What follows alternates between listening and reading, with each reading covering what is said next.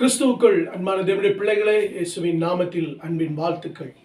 என்ன நம்முடைய தியானத்துக்கு ஆதாரமாக ஏசாயா தீர்க்கதரிசன புத்தகம் 40ஆம் அதிகாரத்தில் 29, 30, 31 வாசிக்கிறேன்.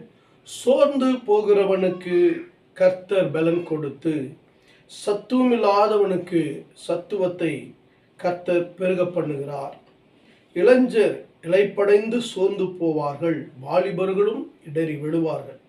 கர்த்தருக்கு காத்திருக்கிறவர்களோ புதுபலன் அடைந்து கழுகுகளைப் போல சட்டைகள் அடித்து எழும்புவார்கள். அவர்கள் ஓடினாலும் இளைப்படையார்கள், நடந்தாலும் சோர்ந்து போவார்கள். அல்லேலூயா. ஒரு அற்புதமான ஒரு வார்த்தை இது. தேவன் ஏசாயா தீர்க்கதரிசி மூலமாய் நமக்கு கொடுத்த ஒரு ப்ராமிஸ் என்னவென்றால், தேவன் சோர்ந்து போகிற தேவன் அல்ல. அவருடைய அற்புத அதிசயங்களும் சோர்ந்து போகிறது அல்ல. அவருடைய வார்த்தைகளும் சோர்ந்து போகிற வார்த்தைகள் அல்ல. அவருடைய கிரியைகள் ஒரு நாளும் நின்று போகிற கிரியைகள் அல்ல. அவர் எப்பொழுதுமே சர்வ வல்லவர். அவர் எப்பொழுதுமே தம்முடைய பிள்ளைகளுக்கு நியாயம் செய்து கொண்டே இருக்கிறார், அற்புதம் செய்து கொண்டே இருக்கிறார், சுகத்தை கொடுத்து கொண்டே இருக்கிறார், ஆசீர்வதித்துக் கொண்டே இருக்கிறார், பெருக செய்து கொண்டே இருக்கிறார்.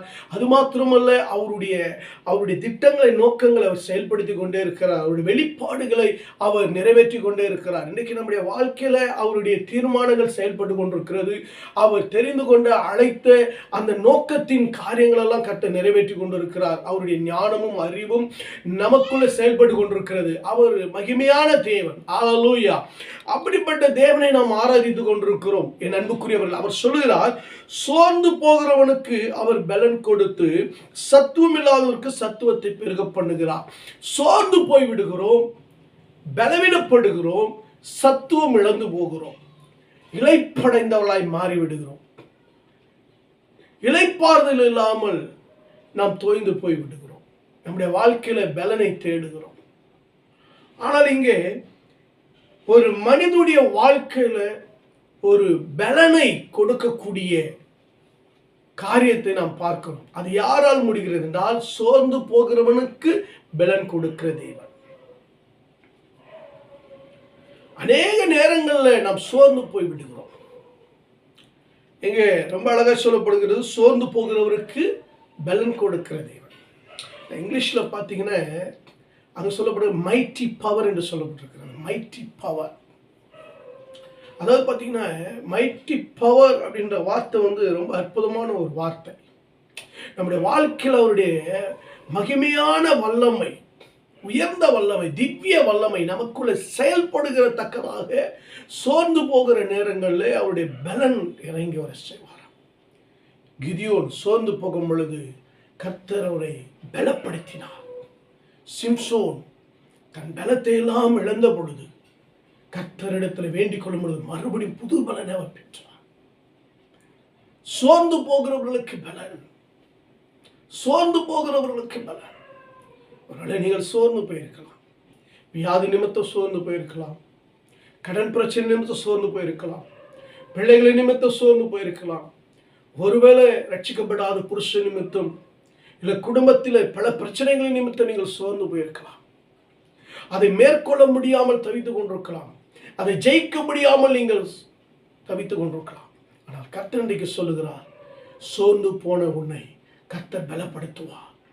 அவருடைய மைட்டி பவரை, அவருடைய திவ்ய வல்லமையை, அவருடைய சர்வ வல்லமையை உனக்குள்ள கொடுத்து, உயிர்த்தெழுதலின் வல்லமை உங்களுக்குள்ள கொடுத்து, அவர் உங்களை அவைகளெல்லாம் மேற்கொள்ளக்கூடிய, அவைகளை ஜெயிக்கக்கூடிய ஒரு அபிஷேகத்தை உங்கள் மேல் கொடுத்து, ஹல்லேலூயா. என் அன்புக்குரியவர்களே, புதிய எண்ணெயால் உங்களை அபிஷேகம் பண்ணி காண்டாமிருகத்துக்கு ஒத்த பலனை கொடுத்து ஜெயிக்க வேண்டிய காரியங்களெல்லாம் கர்த்தர் ஜெயிக்கும்படி செய்வார். சோர்வு அடைக்கிற செய்யப்படுகிற காரியங்களெல்லாம் கர்த்தர் மேற்கொள்ளும்படி செய்வார். ஒருவேளை உங்கள் வாழ்க்கையில் சத்ருவால நீங்கள் பலவீனப்பட்டிருக்கீங்கன்னா அதையும் கர்த்தர் மேற்கொள்ளும்படி செய்வார். அல்லேலூயா. வேதம் அப்படிதான் சொல்லப்பட்டிருக்கிறது. 2 கொரிந்தியர் 12 நீங்கள் வாசித்து பாருங்க. பவுல் பார்த்தீங்கன்னா, ஆண்டவரே நான் பலவீனமா இருக்கிற ஆண்டவரே, இந்த முள் ஒன்று குத்திக்கிட்டே இருக்கு, அது சாத்தானுடைய முள்ளா இருக்குன்னு சொல்லும் பொழுது கர்த்தர் சொல்றார், அதற்கு அவர், என் கிருபை உனக்கு போதும், என் கிருபை உனக்கு பலனா இருக்குப்பா, என் கிருபை உனக்கு தைரியமா இருக்குது, என் கிருபை உனக்கு வல்லமையா இருக்குது, என் கிருபை, என்னுடைய வார்த்தையான கிருபை உன்னை தேற்றுகிறது, ஆற்றுகிறது பவுலே. அது உன் பலவீனத்துல பலனாக, அதுவும் சாதாரணமாக பரிபூர்ண பலனாக இருக்கும். அல்லேலூயா. என் அன்புக்குரியவர்களே, அந்த பரிபூர்ண பலன் என்ன தெரியுமா? சொல்றாரு, கிறிஸ்துவின் வல்லமை என் மேல் தங்கியிருக்கிறது.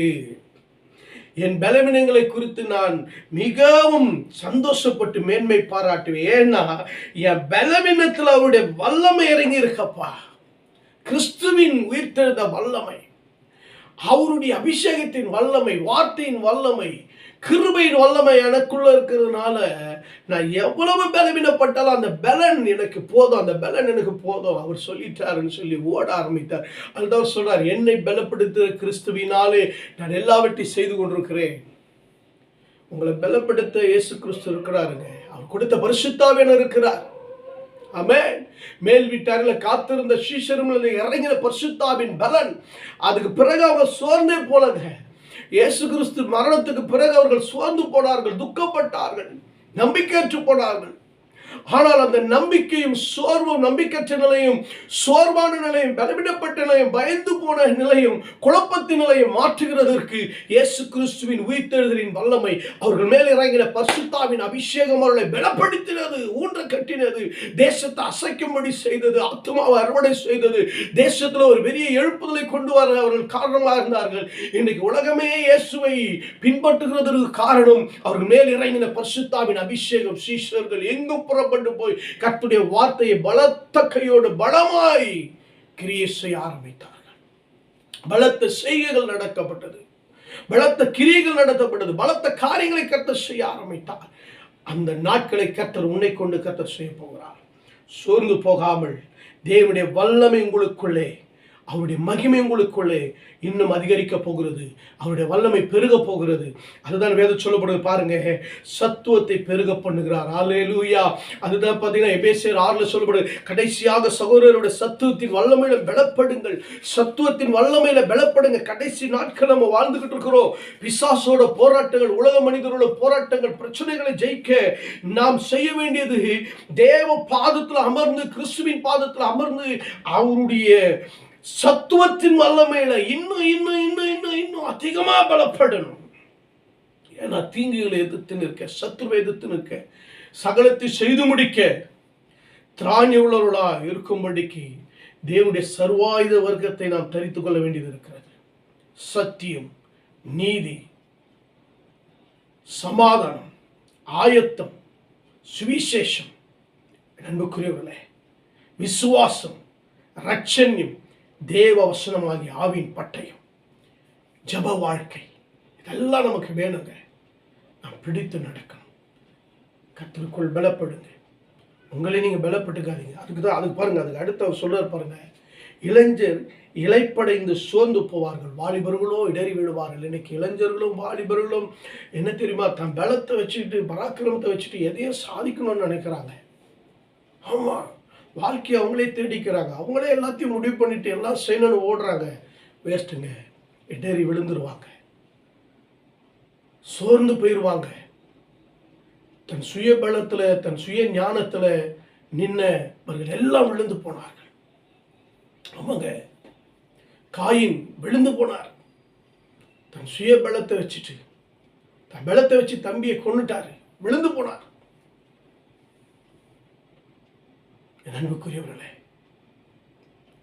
இன்னைக்கு சுயபலத்தோட வேணாம். சாலமோனுக்கு பிறகு அவருடைய பிள்ளை மகன் தன் சுயபலத்தை, ஞானத்தை வச்சுக்கிட்டு, அதிகாரத்தை வச்சுக்கிட்டு விழுந்து போச்சு, ஜீவனை பிடிச்சிட்டு ஓடிட்டா. அதுதாங்க கவனிங்க. தானியேலோடு இருந்த வாலிபர்கள், ஆனால் தேவ கிருபையும் தேவ பிரசன்னமும் தேவனுக்குள்ளே அவர்கள் நிற்கும் பொழுது, கிறிஸ்துவுக்குள்ளே தேவனுக்குள்ளே அவர்கள் பரிசுத்த ஆவிகளை சத்தியத்துக்குள்ளே பிடிச்சு நடக்கும் பொழுது, எல்லா வாலிபர்களை பார்க்கல 10 மடங்கு சாமர்த்தியர்களாய் கண்டார்கள், பலமுள்ளவர்களாய் காண செய்தார் ஆண்டவர். ஞானத்தில், அறிவில், புத்தியில், பலத்தில், ஆரோக்கியத்தில், எல்லாத்திலையும் பிரசன்ஸ் ஆஃப் காட், ஆவின் நிறைவு, விசேஷித்த ஆவி அவர்களுக்குள்ள இருந்தது. தேசத்தில் உயர்ந்த இடங்களில் வர காரணம் மந்திரக்கார, சூனியக்கார எல்லாரையும் ஆளக்கூடிய ஒரு தேசத்தை ஆளக்கூடிய ஞானத்தை கர்த்தர் கொடுத்தார். கர்த்தருக்குள்ள இருக்கிற என்னுடைய பிள்ளைகளுக்கு. ஆனால் கர்த்தரை விட்டு விலகிற இளைஞர்கள், வாலிபர்கள், குடும்பத்தில் உள்ளவர்கள் யாராக இருந்தாலும் சரி, பிள்ளைங்களா இருந்தாலும் சரி, யாராக இருந்தாலும் சரி, ஆண்டவரை விட்டு நம்ம போனோம்னா நம்ம விழுந்துருவோம். ஆனால் ஒன்று, கர்த்தருக்கு காத்திருக்கிறவர்களோ புதுபலன் அடைந்து கழுகுகளைப் போல சட்டைகள் அடித்து எழும்புவார்கள். அவர்கள் ஓடினாலும் இளைப்படையார்கள், நடந்தாலும் சோர்ந்து போகலாம். ஆமென். என்பதே பிள்ளைகளே, கர்த்தருக்கு நாம் காத்திருக்கும் பொழுது நாம் எதிர்பார்த்த நன்மைகள், எதிர்பார்த்த காரியங்கள், அற்புதங்கள், அதிசயங்களை கர்த்தர் செய்வார். நீங்கள் எதிர்பார்த்தது நிறைவேறும். கர்த்தருக்கு காத்திருக்கும் பொழுது புது பலன், புது கிருபைகள், புதிய ஆசீர்வாதங்கள் நமக்கு வரும். அடுத்து கர்த்தருக்கு காத்திருக்கிறவர்கள் கர்த்தரை தேடுகிறார்கள். கர்த்தரை தேடுகிறவர்களுக்கு திட நம்பிக்கை உண்டு. கர்த்தரை தேடுகிறவர்கள் பிழைப்பார்கள். கர்த்தரை தேடுகிறவர்களுக்கு நன்மை உண்டாகும். கர்த்தரை தேடுகிறவர்களுக்கு சமாதானம் உண்டாகும். கர்த்தரை தேடுகிறவர்களுக்கு சந்தோஷம் உண்டாகும். சந்தோஷம். கர்த்தரை தேடுகிறவர்களுக்கு விடுதலை, சுகம், ஆரோக்கியம் உண்டாங்க. கர்த்தருக்கு காத்திருக்கிறவர்கள் வியாதி நீங்க புது பலன் அடைவாங்க.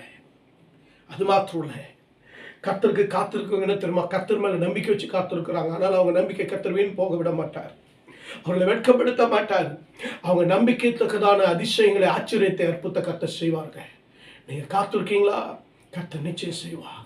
ஏன்னா அது மாத்திரம் இல்லைங்க, கர்த்தருக்கு காத்திருக்கிறவர்கள் புது பலன் அடைவார்கள். சரீரத்தில் புது பலன், ஆரோக்கியம் உண்டாகும், பலன் உண்டாகும். ஆவிக்குரிய வாழ்க்கையில் ஒரு புதிய பலன் உண்டாகும், ஒரு எழுச்சி உண்டாகும், ஒரு புதுப்பித்தல் உண்டாகும், ஒரு புதுமை உண்டாகும், வெளிப்பாடுகளோட தரிசனம் உண்டாகும். கர்த்தருக்கு காத்திருக்கிற எதிர்கால நோக்கங்களை, திட்டங்களை கர்த்தர் வெளிப்படுத்துவார். காத்திருக்கிறவர்களுக்கு காத்திருக்கிறோமா? கர்த்தர் ஒரு புதிய அனுபவத்திற்குள்ள, தேவனுடைய கிருபைக்குள்ள, அவருடைய மகிமையின் பிரசன்னத்திற்குள்ள இந்த உலகத்தில் உங்களை எடுத்து பயன்படுத்துவார். உங்களை வலிமையான கருவிகளை பயன்படுத்துவார். கர்த்தர் காத்திருந்து பாருங்க. ஆவிக்குரிய வளர்ச்சி நாளுக்கு நாள் சத்தியத்தில், ஆவியில், அபிஷேகத்தில், அந்நிய பாஷையில், தெய்வ சத்தியத்தில் ஆண்டவருக்காக எழும்பி பிரகாசிக்கிற, எழும்பி ஜொலிக்கிற ஒரு மகிமையான ஒரு மனிதனாய், மனுஷியாய் கர்த்தர் உன்னை பயன்படுத்த போகிறார். உங்களை ஒப்பு கொடுங்க. கர்த்தருக்கு காத்திருக்கிறவர்கள் கழுகுகளைப் போல சட்டைகள் அடித்து எழும்புவார்கள். ஆமென். என்பதை பிள்ளைகளை உயர எழும்புகிற அனுபவம் உங்களுக்கு வரும். படிப்படியாக கர்த்தர் உங்களை உயர்த்திட்டே இருப்பார். கர்த்தருக்கு காத்திருக்கிறவர்கள் கழுகுகளைப் போல சட்டைகள் அடிப்பார். புது பலன், புதிய ஆரோக்கியம் வந்துடும். கழுகு காத்திருந்து அது பலனை புதுப்பிச்சு கொள்ளுமா. அது மாதிரி உங்களுக்கு புது பலனை கொடுத்து, புது வாழ்க்கையை கொடுத்து, புதிய கட்டுமான பணிகளை கொடுத்து கர்த்தர் உங்களை கட்டி எழுப்புவார். நீங்கள் அது மாத்திரம் இல்லை, அவர்கள் உயர எழும்புவார்கள். நீங்கள் உயர சிறகடித்து பறப்பீங்க. இன்னொன்று சொல்கிற பாருங்க, கழுகுகளைப் போல சட்டைகள் எடுத்து உயர எழும்புவீர்கள். அதற்கு இன்னொன்று இருக்கு, சூரியனை போல பிரகாசிப்பீர்கள். சூரியனை போல தினமும் அதிகாலையில் எழும்பி எப்படி அது சோர்ந்து போகிறதே இல்லை. சூரியனும் சந்திரனும் அப்படி சோர்ந்து போகவே மாட்டீங்க. என் நண்பர் எப்படி பிள்ளை, காலையில் சூரியனாக வருவீங்க, நைட்டு சந்திரனாக கர்த்தர் உங்களை பயன்படுத்துவார். எப்பொழுதும் வெளிச்சமாய் பிரகாசித்து கொண்டே இருப்பீங்க. அநேகருக்கு வெளிச்சமாக இருப்பீங்க. அநேகருக்கு வெளிச்சம் கொடுக்கிற நீதியின் சூரியனாக இருப்பீங்க. இயேசு கிறிஸ்துவை போல, யோவான் ஸ்நானகனை போல, பவுலை போல, பேதுருவை போல கர்த்தர் உங்களை பிரகாசிக்க பண்ணுவார். அல்லேலூயா. எழும்பி பிரகாசிக்கிற ஒரு வாழ்க்கை உனக்கு கர்த்தர் வைத்திருக்கிறார். மகிமைப்பட போகிறார், மகிமைப்படுத்துவார்.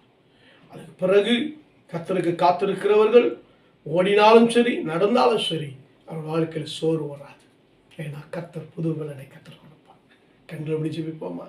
பரலோக பிதாவே, அன்பின் தகப்பனே, இதை கேட்கிற ஒவ்வொருடைய வாழ்க்கையிலும் சோர்ந்து போகிறவர்களுக்கு புது பலனை அளிக்கப் போகிறேன். சோர்ந்து போகிறவர்களுக்கு புது பலனை அளிக்கப் போகிறேன். புதிய எதிர்காலம், புதிய திட்டங்கள், புதிய ஆரோக்கியம், புதிய அபிஷேகத்தை கர்த்தர் கொடுத்து நடத்துங்க. இந்த வார்த்தை கேட்கிற ஒவ்வொருடைய வாழ்க்கையிலும் ஒரு புதிய மாற்றத்தை கொடுங்க. இயேசுவின் நாமத்தில் சுபத்தை கேட்ட எங்கள் ஜீவனில் நல்ல பிதாவே. ஆமென், ஆமென், ஆமென். God bless you. கர்த்தர் உங்களை ஆசீர்வதிப்பார்.